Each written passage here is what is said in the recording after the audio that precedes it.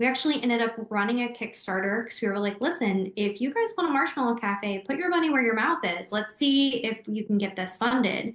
We ended up getting funded in 2 weeks. So we Hmm. said, okay, I guess we have to build a cafe now. Hmm. Ended up opening the cafe and saw a lot of success when we opened. That, that changed in 2020.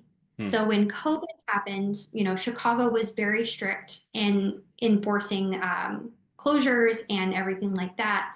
And so the cafe closed and e-commerce skyrocketed. So before COVID, our business was really growing steadily at the same pace for both channels, both Hmm. e-commerce and the cafe growing kind of in tandem. When COVID happened, the cafe went to zero. E-commerce grew 325% in 2020. And then it kept growing at that rate in 2021, 2022, 2023. While the cafe reopened, it recovered, Hmm. but it didn't continue to grow.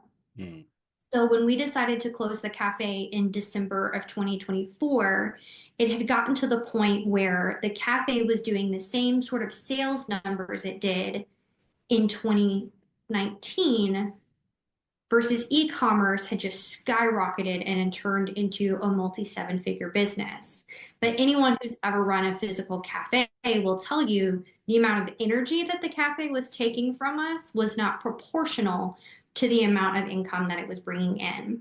So we decided to close the cafe, and this year we're focusing not only on D2C e-commerce, but we are trying to branch out into national distribution, looking into getting into large grocery stores for the first time.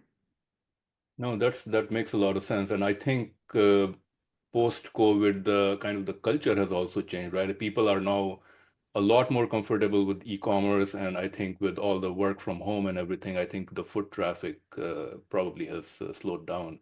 I'm very curious. So you're selling food product. Um, are there any challenges in like, are there any challenges with like, what your how fresh it can be over time?